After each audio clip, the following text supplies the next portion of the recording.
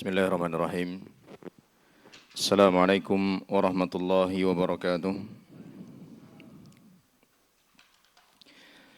Innal hamdalillah nahmaduhu wa nasta'inuhu wa nastaghfiruh wa na'udzu billahi min shururi anfusina wa min sayyiati a'malina. May yahdihillahu fala mudilla lahu wa may yudlil fala hadiya lahu. Asyhadu an la ilaha illallah wahdahu la syarika lahu. وأشهد أن محمدًا عبده ورسوله صلى الله عليه وسلم لا نبي بعده يا أيها الذين آمنوا اتقوا الله حق تقاته ولا تموتن إلا وأنتم مسلمون يا أيها الذين آمنوا اتقوا الله وقولوا قولا سديدا يصلح لكم أعمالكم ويغفر لكم ذنوبكم ومن يطع الله ورسوله فقد فاز فوزا عظيما أما بعد فإن أصدق الحديث كتاب الله وخير الهدي هدي محمد صلى الله عليه وسلم وشر الأمور محدثاتها فإن كل محدثة بدعة وكل بدعة ضلالة وكل ضلالة في النار.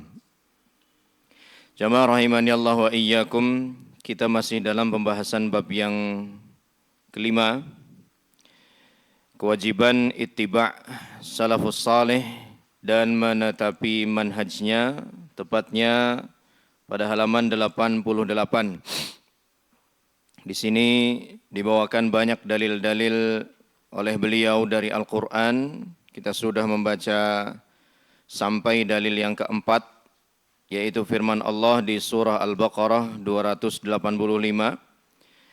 Kita lanjutkan dalil atau ayat yang kelima yang beliau bawakan, yang menunjukkan wajibnya ittiba' terhadap salafun as-salih, yaitu firman Allah di dalam surah At-Taubah ayat 100. Ya, dalam surah At-Taubah ayat 100. Allah Subhanahu wa taala berfirman, "Was-sabiqunal awwalun minal muhajirin wal ansar walladzina ittaba'uuhum bi ihsan radhiyallahu anhum wa radu anhu wa a'adda lahum jannatin tajri tahtaha al-anharu khalidina fiha abada dzalikal fawzul azim." At-Taubah ayat 100. Ini berarti dalil yang kelima, ya, dalil yang kelima. Yang artinya orang-orang yang terdahulu, lagi yang pertama-tama masuk Islam di antara orang-orang muhajirin dan ansar, dan orang-orang yang mengikuti mereka dengan baik. Nah, inilah yang menjadi syahid atau poin utama daripada ayat 100 di surah At-Taubah ini. Bisa diberi garis bawah. Dan orang-orang yang mengikuti mereka dengan baik. Mengikuti sendiri bahasa Arabnya apa? Ittiba'. Dan di dalam ayat juga digunakan kata itu. Walladzina taba'uhum, mengikuti mereka dengan baik, Allah ridha kepada mereka dan mereka pun ridha kepada Allah. Allah menyediakan bagi mereka surga-surga yang mengalir sungai-sungai di bawahnya, mereka kekal di dalamnya selama-lamanya, itulah kemenangan yang agung. Kalau bingung, ayatnya panjang sekali, terjemahannya lebih panjang. Maka yang menjadi syahid atau inti dari ayat ini yang berkaitan dengan bab kelima kita sekarang adalah firman Allah, walladzina taba'uhum, dan orang-orang yang mengikuti mereka dengan baik. Mengikuti mereka, mereka di sini maksudnya adalah al-muhajirin dan al-ansar, ya, mengikuti muhajirin dan al-ansar. Nah, di dalam ayat ini Allah Subhanahu wa taala menerangkan orang-orang yang akhirnya diridhoi oleh Allah Subhanahu wa taala, yang akhirnya dimasukkan ke dalam surga oleh Allah Subhanahu wa taala. Di mana orang-orang tersebut, hamba-hamba tersebut dikelompokkan menjadi dua oleh Allah Subhanahu wa taala di dalam At-Taubah ayat 100 ini. Kelompok pertama atau golongan pertama adalah as-sabiqunal awwalun minal muhajirin wal ansar. Ini boleh dikasih garis bawah, kemudian antum beri di atasnya golongan 1. atau di terjemahannya sampai pada kata dan ansor, itu golongan satu. Golongan duanya setelah kata dan. Walladzina taba'uhum biihsan. Golongan keduanya ini nih. Dan orang-orang yang mengikuti mereka di sini berarti golongan pertama dengan baik. Dan orang-orang yang mengikuti mereka di sini berarti golongan pertama dengan baik. Nah, untuk mendapatkan ridho dari Allah Subhanahu wa taala ini, terkhusus bagi golongan yang kedua ada syaratnya. Syarat yang harus dilakukan dipenuhi oleh golongan yang kedua ini adalah mengikuti golongan yang pertama tadi. Dari sini saya sudah kelihatan perbedaan dan keistimewaan golongan pertama. Golongan pertama diisi oleh siapa? As-sabiqunal awwalun minal muhajirin wal ansor. Diisi oleh mereka. Orang-orang yang pertama masuk Islam dan orang-orang yang muhajir dan ansor. Muhajir sendiri berarti berpindah dari Mekah ke Madinah saat itu untuk menjaga keimanan mereka dan keislamannya. Sementara ansor adalah kaum muslimin yang berada di Madinah yang siap untuk menolong dan menerima mereka. Mereka muhajirin maksudnya, yang berhijrah tidak bawa apa-apa dan tidak punya apa-apa. Jadi untuk menjadi orang yang dapat ridho dari Allah Subhanahu wa taala, golongan kedua ini harus memenuhi syarat yang Allah Subhanahu wa taala sampaikan di sini, yaitu mengikuti golongan yang pertama. Ini saya sudah jadi pembeda. Di mana golongan yang pertama Allah jadikan sebagai tolak ukur. Yang berarti yang namanya tolak ukur enggak mungkin salah. Enggak mungkin keliru. Sampel, contoh, panutan, teladan, ya, barometer itu enggak boleh salah. Dan Allah Subhanahu wa taala menjadikan golongan yang pertama sebagai barometer, sebagai standar, itu enggak mungkin Allah Subhanahu wa taala keliru. Enggak mungkin Allah Subhanahu wa taala salah. Adapun golongan pertama, untuk mendapatkan janji yang Allah sebutkan di dalam At-Taubah ayat 100 ini, mereka tidak harus mengikuti siapa-siapa. Mereka tidak harus mengikuti golongan yang kedua atau ketiga atau golongan yang mana, enggak. Cukuplah status mereka sebagai seorang as-sabiqunal awwalun, entah dari kalangan muhajir atau entah dari kalangan ansor, itu sudah cukup menjadikan mereka mendapatkan hal yang Allah janjikan di dalam surah At-Taubah ayat 100 ini. Karena kalau mereka untuk diwajibkan untuk melakukan apa yang diwajibkan terhadap golongan kedua, mereka harus mengikuti siapa? Satu-satunya yang mereka ikuti dan sudah mereka ikuti hanyalah Rasulullah sallallahu alaihi wasallam, dan itu benar-benar sudah dilakukan.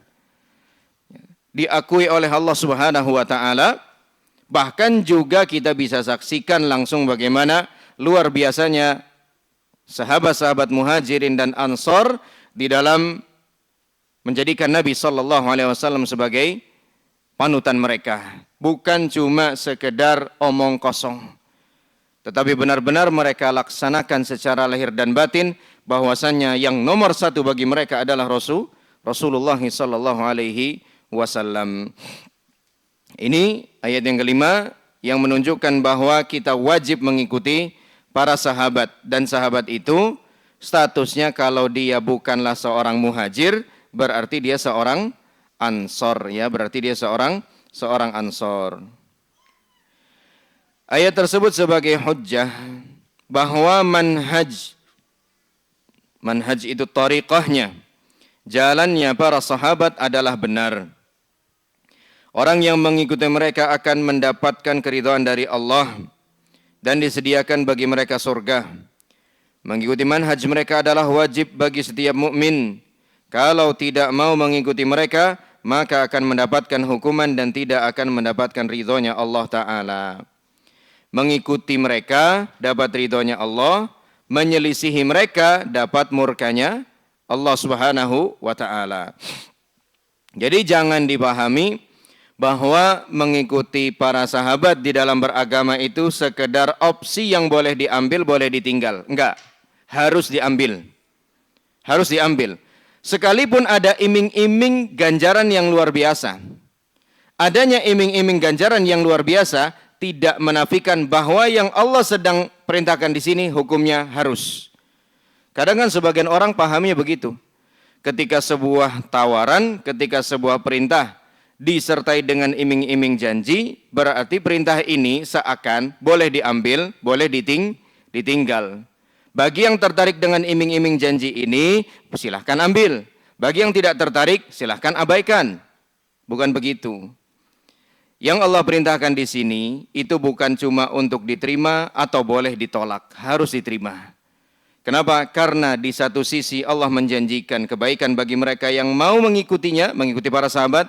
Di sisi lain Allah Subhanahu wa taala menjanjikan hukuman bagi mereka-mereka yang tidak mau mengikuti sahabat-sahabat Nabi sallallahu alaihi wasallam, dan dalilnya sudah kita lewati di pertemuan sebelumnya pada halaman 87. Ya, di halaman 87 di surah An-Nisa 115. Wa may yushaqiqir rasula min ba'di ma tabayyana lahul huda. Terus apa kata Allah di situ setelahnya? Wa yattabi' ghaira sabilil mu'minin. Dan barang siapa yang menentang Rasul Muhammad sallallahu alaihi wasallam setelah jelas kebenaran baginya. Ini kesalahan pertama yang dilakukan. Kesalahan keduanya, dan mengikuti jalan yang bukan jalan orang-orang mukmin. Orang-orang mukmin yang dimaksud di dalam ayat ini adalah sahabat. Ini kesalahan yang kedua, mengikuti jalan yang bukan jalannya para sahabat. Apa ancaman dari Allah? Nuwallihi ma tawalla. Kami akan biarkan dia di dalam kesesatan yang telah dia lakukan. Wa nuslihi jahannama wa sa'at masira. Dan kami akan masukkan ia ke dalam neraka jahanam, dan itu seburuk-buruk tempat kembali. Ini kan serius ancamannya dari Allah Ta'ala. Berarti untuk mengikuti sahabat itu bukan cuma sekedar tawaran yang boleh diambil, boleh ditinggal, diabaikan. Enggak, harus diambil. Tapi luar biasanya Allah, ketika kita mengambil jalannya sahabat, sebenarnya itu sudah keuntungan buat kita karena kita jadi benar, masihlah diganjar lagi oleh Allah Subhanahu wa taala dengan ridho dan sorganya. Ya, dengan ridho dan sorganya. Ibaratnya begini, ya, ada seorang guru atau seorang ustadz begitu di kelas, ya, menunjuk seorang siswanya untuk dijadikan sebagai contoh atau teladan. Entah siswa itu masih aktif belajar di situ atau sudah selesai menempuh pendidikan di situ. Guru ini ngomong sama siswa-siswanya, santri-santrinya yang masih aktif belajar. Kalian kalau mau sukses belajar, insya Allah tentunya ikuti cara Mas Fulan nih, cara belajarnya. Ya, dia itu aktif bertanya di kelas. Ketika nggak paham, nggak malu, nggak sungkan bertanya. Aktif diskusi dengan teman-temannya.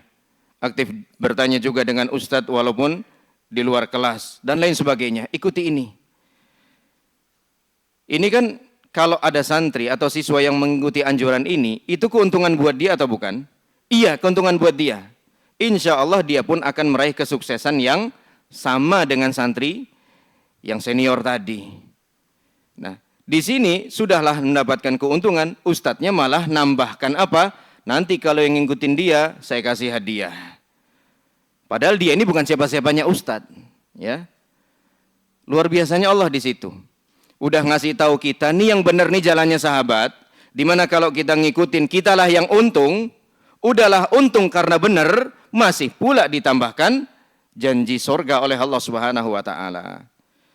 Dan Allah Subhanahu wa taala mengancam keras bagi yang menyelisihi jalannya sahabat, lagi-lagi demi kebaikan kita. Lagi-lagi demi keuntungan kita sendiri. Dimana kalau kita beragama tidak mengikuti contohnya sahabat, manhajnya sahabat, ya kita sendiri yang akan tersesat jadinya. Ya. Jadi jangan dikira Allah Subhanahu wa taala itu kejam begitu. Wah, begini aja pakai acara dikasih ancaman yang ngeri sekali. Kami biarkan dia dalam kesesatannya, kemudian pada akhirnya kami masukkan dia ke dalam neraka jahanam. Adanya ancaman itu supaya kita benar-benar menganggap perkara ini sebagai hal yang sangat serius, nggak bisa main-main. Bahwa ini bukan sebuah opsi yang bisa diterima, bisa ditinggal. Enggak, harus diterima. Kalau kita benar-benar menginginkan keselamatan, ya, kalau kita benar-benar menginginkan keselamatan, kita harus mengambil aturan atau petunjuk Allah Subhanahu wa taala ini. Kemudian juga ini berarti ayat yang ke-6. Firman Allah di surah Ali Imran ayat 110. Allah Subhanahu wa taala berfirman, "Kuntum khaira ummatin ukhrijat lin-nasi ta'muruna bil ma'ruf wa tanhauna 'anil munkari wa tu'minuna billah. Walau amana ahlul kitab lakana khairan lahum minhumul mu'minuna wa aktsaruhumul fasiqun." Kamu umat Islam adalah umat terbaik yang dilahirkan untuk manusia, karena kamu menyuruh kepada yang ma'ruf dan mencegah yang mungkar dan beriman kepada Allah. Sekiranya ahlul kitab beriman, tentu itu lebih baik bagi mereka. Di antara mereka ada yang beriman, namun kebanyakan mereka adalah orang-orang yang fasik. Ya.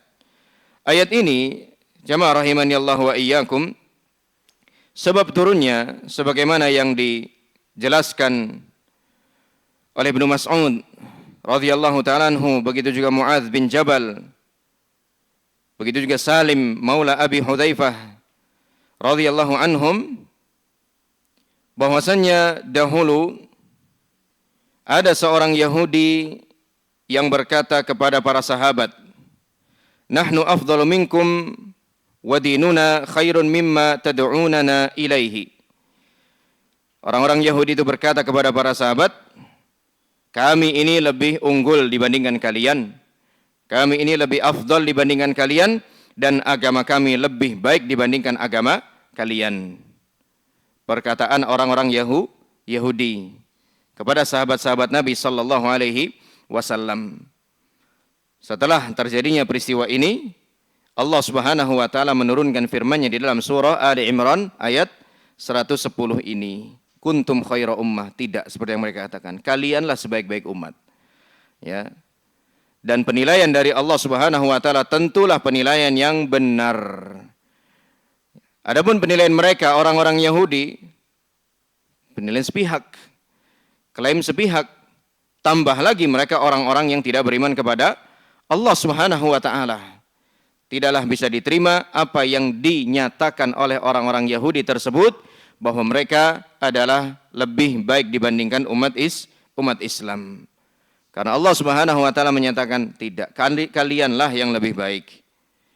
Yang kemudian Allah Subhanahu wa taala menjelaskan di antara sebab yang membuat kalian atau umat Islam, wabil khusus para sahabat-sahabat Nabi menjadi umat yang terbaik adalah ta'muruna bil ma'ruf wa tanhauna 'anil munkar wa tu'minuna billah.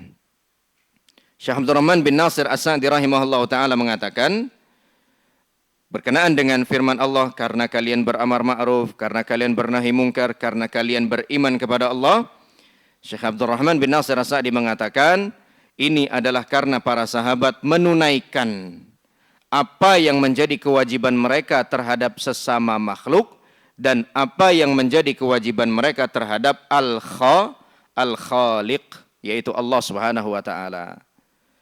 Kewajiban apa yang ditunaikan oleh para sahabat terhadap sesama makhluk yang Allah sebutkan di sini? Amar ma'ruf nahi mungkar. Amar ma'ruf nahi mungkar itu merupakan hak sesama hamba Allah Subhanahu wa taala. Sebagaimana ini juga Allah katakan di akhir suratul Asr, wa tawassaw bil haqqi wa tawassaw bis sabr. Mulanya Allah sebutkan illal ladzina amanu, kemudian akhirnya Allah sebutkan itu. Wa tawassaw bil haqqi wa tawassaw bis sabr. Al-iman, keimanan ini haknya siapa? Allah Subhanahu wa taala. Tawasi bil haqq, tawasi bis sabr, saling menasihati, saling mewasiatkan dalam kebenaran dan kesabaran, ini haknya siapa? Sesama hamba, makhluk. Jadi kita sebagai seorang mukmin, sebagai orang Islam, itu sesungguhnya diajak, dididik oleh Allah Subhanahu wa taala untuk tidak menjadi seorang hamba yang individualis. Kita memang diperintahkan untuk menjadi hamba yang beriman dan bertakwa kepada Allah Subhanahu wa taala. Tetapi bukan berarti kita tidak diperintah juga untuk menjaga hubungan baik dengan sesama. Termasuk hubungan baik yang harus kita tunaikan adalah amar ma'ruf nahi mungkar tersebut. Dan amar ma'ruf nahi mungkar tentu ada kaidah-kaidahnya, ada aturan-aturan yang telah dijelaskan oleh para ulama berdasarkan kitabullah dan sunnah Rasulullah sallallahu alaihi wasallam. Tidak amar ma'ruf nahi mungkar versi masing-masing kita. Yang mungkin sebagian kita berpikiran amar ma'ruf nahi mungkar itu harus dengan kekerasan, ya, harus dengan tindakan yang ekstrim, ya, penyitaan barang-barang, sweeping dalam jumlah massa yang besar, tidak harus. Ya, amar ma'ruf nahi mungkar bahkan bisa dilakukan dalam skala yang kecil dengan cara yang sederhana, bahkan mendahulukan cara-cara yang hikmah dibandingkan cara-cara yang arogan semacam itu. Inilah yang membuat para sahabat dijadikan oleh Allah Subhanahu wa taala sebagai umat yang terbaik karena mereka menunaikan hak Allah dan karena mereka menunaikan hak hamba Allah Subhanahu wa taala. Disitulah mereka menjadi manusia-manusia yang sempurna di hadapan Allah Subhanahu wa taala. Dan kalaulah sahabat sudah dinyatakan sebegini bagusnya oleh Allah Subhanahu wa taala, apakah yang masih ada keraguan dalam diri kita untuk menjadikan mereka sebagai panutan kita, teladan kita di dalam beragama? Harusnya tidak. Kalau bukan kepada para sahabat kita mencontoh, kalau bukan kepada para sahabat kita meneladani, terus mau ke siapa lagi? Pihak-pihak lain tidak ada yang dapat jaminan dari Allah Subhanahu wa taala. Ya, sekalipun dia seorang alim, seorang syekh, seorang imam, enggak ada yang dapat jaminan dari Allah. Walaupun kita berhusnudzan, imam-imam itu insya Allah pasti orang-orang yang beriman dan bertakwa, tapi lagi-lagi tidak ada jaminan dari Allah Ta'ala. Satu-satunya yang dijamin kebaikan dan kualitas imannya hanyalah sahabat Nabi Sallallahu Alaihi Wasallam. Beliau menjelaskan, ayat ini menunjukkan bahwa Allah Azza wa Jalla telah menetapkan keutamaan para sahabat atas sekalian umat-umat yang ada. Dan hal ini menunjukkan keistiqomahan para sahabat di dalam keadaan karena mereka tidak menyimpang dari syariat yang terang benderang. Ya, ayat ini juga menjelaskan tentang keistiqomahan sahabat sampai wafatnya mereka. Karena kalau Allah Subhanahu wa taala, karena kalau sahabat tidak istiqomah dalam keimanannya, menyimpang dari keimanannya, entah sampai naudzubillah masuk pada tingkatan kekufuran, tentu Allah Subhanahu wa taala tidak akan memberikan pernyataan ini karena pernyataan ini bersifat permanen, enggak bisa diubah lagi. Ya, masa Allah sudah memberikan pernyataan kalian sebaik-baik umat yang dikeluarkan di tengah-tengah manusia, kemudian malah ada yang murtad, kemudian malah ada yang menyimpang. Jadi rekomendasi Allah seakan-akan meleset, padahal tidak mungkin meleset. Allah Subhanahu wa taala berikan rekomendasi ini karena Allah tahu betul sahabat sampai matinya benar-benar istiqomah di atas keimanan kepada Allah Subhanahu wa taala. Mirip-mirip seperti firman Allah Subhanahu wa taala dalam hadis qudsi yang ditujukan kepada mujahidin Badar. I'malu ma syi'tum faqad ghafartu lakum. Sekarang berbuatlah sesuka kalian, sesungguhnya aku telah mengampuni seluruh dosa kalian. Itu karena Allah tahu sahabat itu sampai nanti wafatnya mereka enggak akan berbuat sesuka hatinya sendiri. Pasti tetap akan mempertimbangkan aturan-aturan Allah Subhanahu wa taala di dalam apa yang hendak mereka ucapkan atau lakukan. Coba ucapan kayak begitu ditujukan buat kita, udah sikat semuanya, ya. Orang modelan kita dikasih omongan kayak begitu, wah senang banget, ya. Tapi sahabat enggak kayak begitu. Sudah disampaikan begitu sama Allah. Bahkan sebagian mereka pun ada yang dijamin masuk surga oleh Rasulullah SAW, itu pun tetap tidak membuat mereka lupa daratan. Tetap tidak membuat mereka terlena akan jaminan-jaminan tersebut dari Rasulullah SAW. Kalau kita dapat jaminan dari orang aja rasanya udah nyantai, udah aman, bisa-bisa, udah dapat jaminan begitu, ya. Akamsi misalnya, ya. Anak kampung sini dan misalnya.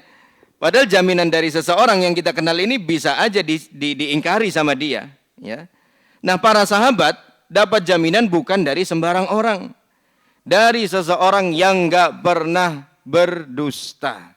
Dari seseorang yang enggak pernah berbohong di dalam ucapan-ucapannya, yaitu Rasulullah Sallallahu Alaihi Wasallam. Sudah sebegitu pun mereka tetap masih tahu diri, mereka masih tetap mawas diri dalam keimanannya kepada Allah Subhanahu wa taala. Ayat ini juga sekaligus menjadi sanggahan ya telak bagi orang-orang Syiah yang mengatakan bahwa mayoritas sahabat sepeninggal Nabi Shallallahu Alaihi Wasallam itu murtad. Ya, kalaulah sahabat itu murtad sepeninggal Nabi Shallallahu Alaihi Wasallam, berarti ayat ini salah alamat. Ya, ayat ini salah alamat berarti Allah salah memberikan pernyataan dan itu tidak mungkin terjadi. Ya, jadi Ali Imran ayat 110 ini sekaligus menjadi bantahan telak bagi orang-orang Syiah yang meyakini bahwa mayoritas sahabat murtad sepeninggal wafatnya Nabi Shallallahu Alaihi Wasallam. Karena kalau memang benar kenyataannya seperti yang mereka katakan, berarti ayat ini keliru. Berarti rekomendasi dari Allah Subhanahu Wa Taala ini meleset. Allah memberikan rekomendasi terhadap orang-orang yang ternyata malah pada murtad, dan itu nggak mungkin, ya, dan itu tidak mungkin. Sehingga Allah Subhanahu wa taala mempersaksikan bahwa mereka memerintahkan, mereka di sini maksudnya para sahabat, hal yang ma'ruf, hal yang baik. Dan ingat, sesuatu disebut ma'ruf, standarnya lagi-lagi haruslah syariat. Ya, ini yang harus kita ingat selalu dalam bab al-amru bil ma'ruf wan nahyu 'anil munkar. Sesuatu dikatakan ma'ruf, standarnya syariat. Sesuatu dikatakan munkar, standarnya juga syariat, bukan perasaan. Sekali lagi bukan perasaan. Mencegah setiap hal yang mungkar. Hal tersebut menunjukkan dengan pasti bahwa pemahaman mereka, yaitu para sahabat, adalah hujjah atas orang-orang setelah mereka sampai Allah Subhanahu wa taala mewariskan bumi ini dengan seisinya. Ini menunjukkan bahwa pemahaman para sahabat adalah hujjah.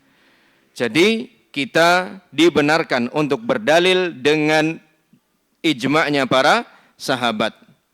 Sebagaimana kita dibenarkan untuk berdalil dengan ayat, sebagaimana kita dibenarkan untuk berdalil dengan hadis, kita juga dibenarkan untuk berdalil dengan kesepakatannya sahabat, dengan manhajnya para sahabat. Misalnya sahabat bersepakat bahwa manusia terbaik di dalam umat ini pasca atau setelah Nabi Sallallahu Alaihi Wasallam adalah Abu Bakar, kemudian Umar radhiyallahu anhuma. Maka kesepakatan para sahabat ini bisa kita jadikan sebagai dalil. Misalnya apa? Ada orang bertanya sama kita, siapa manusia terbaik setelah Rasulullah Muhammad sallallahu alaihi wasallam di dalam umat ini? Kita jawab adalah Abu Bakar dan Umar. Orang itu bertanya, apa dalil kamu menjawab demikian? Kita jawab, dalilnya adalah ijma' para sahabat. Ya, dalilnya ijma' para sahabat, kesepakatannya para sahabat. Mereka sepakat bahwa manusia terbaik di dalam umat ini setelah Rasulullah Muhammad sallallahu alaihi wasallam adalah Abu Bakar, kemudian Umar radhiyallahu anhuma. Allah telah menjanjikan surga, menjanjikan kepada Rasulullah sallallahu alaihi wasallam dan para sahabatnya dengan surga. Allah menjanjikan kepada mereka ampunan dan ganjaran yang besar. Allah berfirman, wa'adallahu alladhina amanu wa 'amilus salihati minhum maghfiratan wa ajran 'azima. Allah menjanjikan kepada orang-orang yang beriman dan mengerjakan kebajikan di antara mereka ampunan dan pahala yang besar. Ampunan dan pahala yang besar. Ayat ini kalau kita baca dari awal, yaitu surat Al-Fath ayat 29, maka akan kita dapati sedang berbicara tentang Rasulullah SAW dan para sahabat. Ya, nanti bisa dilihat lengkapnya ayat ini, Al-Fath ayat 29. Muhammadur Rasulullah walladzina ma'ahu asyidda'u 'alal kuffari ruhama'u bainahum. Muhammad sallallahu alaihi wasallam adalah utusan Allah dan orang-orang yang bersama dengannya, orang-orang yang tegas, keras terhadap orang-orang kafir, namun mereka adalah orang-orang yang lembut, lagi penyayang terhadap kaum mukminin. Kira-kira ayat ini sedang ngomongin siapa? Sahabat-sahabat Nabi sallallahu alaihi wasallam, ya. Yang bersama Rasul sahabat atau selain sahabat? Sahabat Nabi sallallahu alaihi wasallam. Al-Fath ayat 29 yang kemudian di akhir ayat Allah menutupnya dengan janji yang disebutkan atau sudah dicantumkan di dalam halaman ini. Nah, itulah beberapa dalil yang menunjukkan tentang kewajiban ittiba terhadap sahabat dari Al-Quran. Dan masih ada juga dalil-dalil yang lain, ya, yang tidak dicantumkan oleh penulis rahimahullah ta'ala. Misalnya seperti firman Allah, wattabi' man anaba ilai, ya, dan ikutilah seseorang yang bersimpuh kepadaku.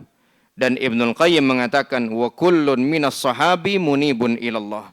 Semua sahabat-sahabat Nabi adalah orang-orang yang bersimpuh kepada Allah Subhanahu wa taala. Jadi hanya beberapa saja yang dibawakan oleh penulis, namun rasanya ini sudah lebih daripada cukup bagi kita untuk benar-benar yakin bahwa wajib bagi kita untuk mengikuti sahabat-sahabat Nabi di dalam beragama. Berikutnya dalil-dalil dari as-sunnah.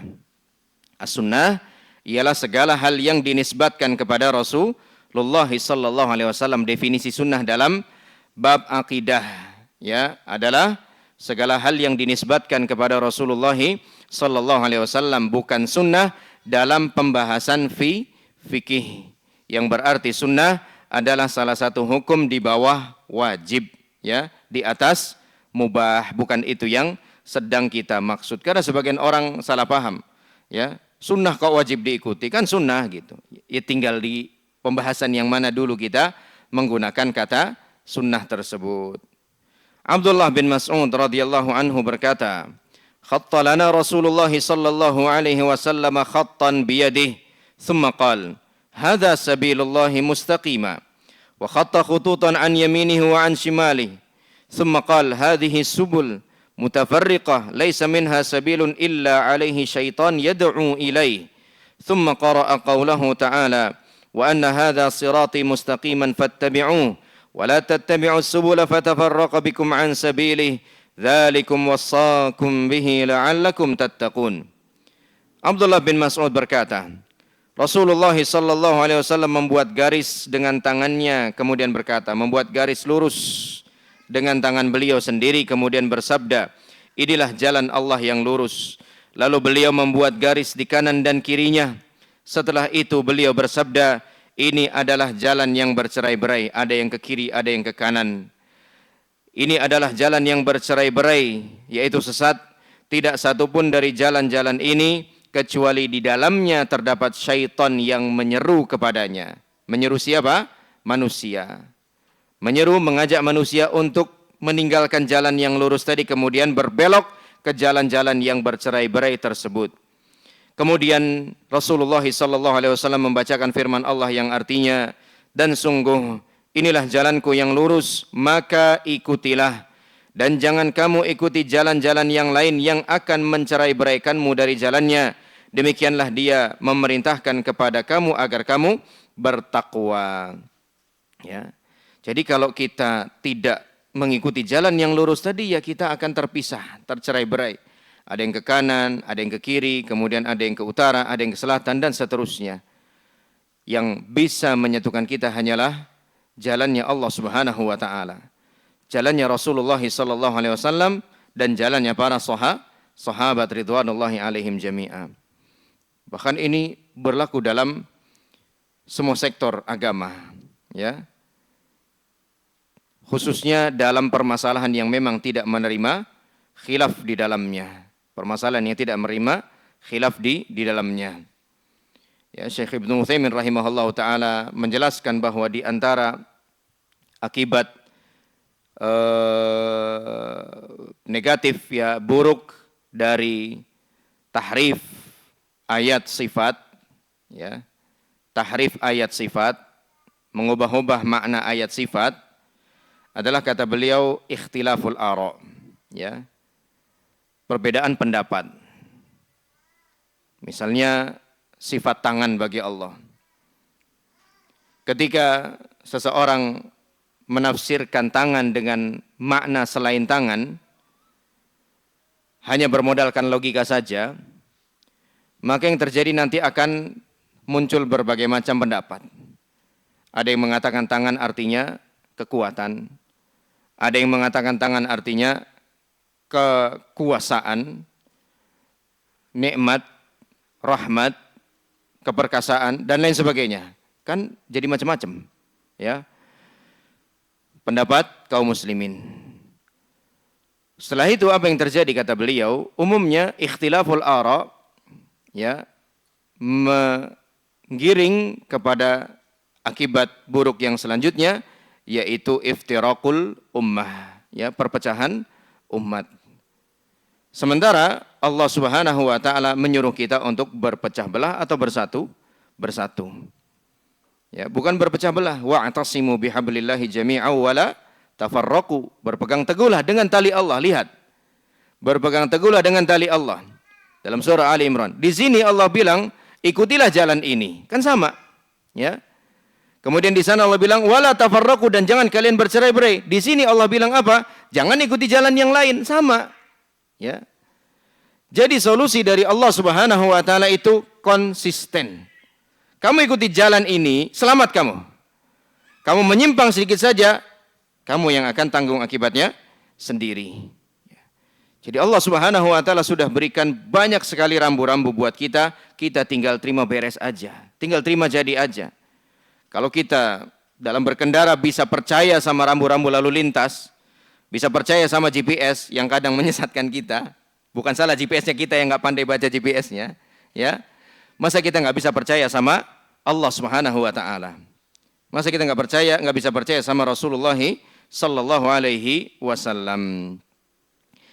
Kemudian dalil yang kedua dari sunnah, masih dari Abdullah bin Mas'ud radhiyallahu anhu, ia berkata, Rasulullah sallallahu alaihi wasallam bersabda, ini kalau berbicara masalah manhaj banyak nukilan-nukilan dari Ibnu Mas'ud radhiyallahu anhu. Kalau berbicara masalah tafsir, banyak nukilan-nukilan dari Ibnu Abbas radhiyallahu anhuma. Khairun nasi qarni thumma alladhina yalunahum thumma alladhina yalunahum thumma yaji'u qaumun tasbiqu syahadatu ahadihim yaminah wa yaminuhu syahadatah. Sebaik-baik manusia, itu langsung dicetak tebal ini nih ya, oleh penulis rahimahullahu taala. Sebaik-baik manusia adalah yang semasa denganku. Tentunya bukan cuma sekedar semasa dengan Nabi SAW, tetapi juga beriman. Kalau sekedar semasa, nanti orang-orang kafir di zaman Nabi juga masuk ke dalam cakupan itu. Abu Lahab, Abu Jahal, dan seterusnya. Ya, yang semasa di sini hanyalah yang beriman saja. Yaitu yang masanya para sahabat, kemudian yang sesudahnya, kemudian yang sesudahnya. Setelah itu akan datang suatu kaum yang persaksian salah seorang dari mereka mendahului sumpahnya dan sumpahnya mendahului persaksiannya. Dalam hadis ini Rasulullah SAW mengisyaratkan tentang kebaikan dan keutamaan para sahabat yang merupakan sebaik-baik manusia. Sedangkan perkataan sebaik-baik manusia yaitu tentang akidahnya, manhajnya, akhlaknya, dakwahnya, dan lain sebagainya. Oleh karena itu mereka dikatakan sebagai sebaik-baik manusia. Bukan sebaik-baik manusia dalam artian mereka adalah kaum yang paling maju misalnya, kaum yang paling canggih misalnya, kaum yang paling kuat, yang paling hebat fisiknya, ya, dan lain sebagainya. Bukan itu yang dimaksud oleh Nabi sallallahu alaihi wasallam. Karena kalau kita melihat hal-hal tersebut, nyatanya sahabat bukan orang-orang yang begitu. Ya, tidak seperti kaum Ad, ya, yang terkenal dengan kekuatannya, tidak seperti pengikutnya Fir'aun, ya, atau Fir'aun itu sendiri yang terkenal dengan kekuasaannya. Sahabat itu orang-orang biasa. Lebih-lebih mereka saat itu hidup di masa kedikdayaannya Romawi dan Persia, ya. Mereka para sahabat saat itu ibarat apa ya? Pendatang baru begitu di kancah dunia, ya. Sehingga seringkali tidak diperhitungkan oleh musuh-musuh mereka, namun itu menjadi bumerang bagi mereka. Ya, sahabat-sahabat Nabi SAW dimenangkan oleh Allah Subhanahu Wa Taala bukan karena sebab-sebab fisik atau materi, tapi utamanya adalah karena sebab iman mereka terhadap Allah Subhanahu Wa Taala. Jadi yang dimaksud ya mereka bahwa mereka adalah sebaik-baik manusia adalah sebaik-baik manusia akidahnya, manhajnya, akhlaknya, ibadahnya, dakwahnya, dan seterusnya. Yang berkaitan dengan agama saja. Yang berkaitan dengan agama. Kalau berkaitan dengan dunia, sahabat itu macam-macam ya modelnya. Ada yang kaya raya, ada yang fakir miskin, ada.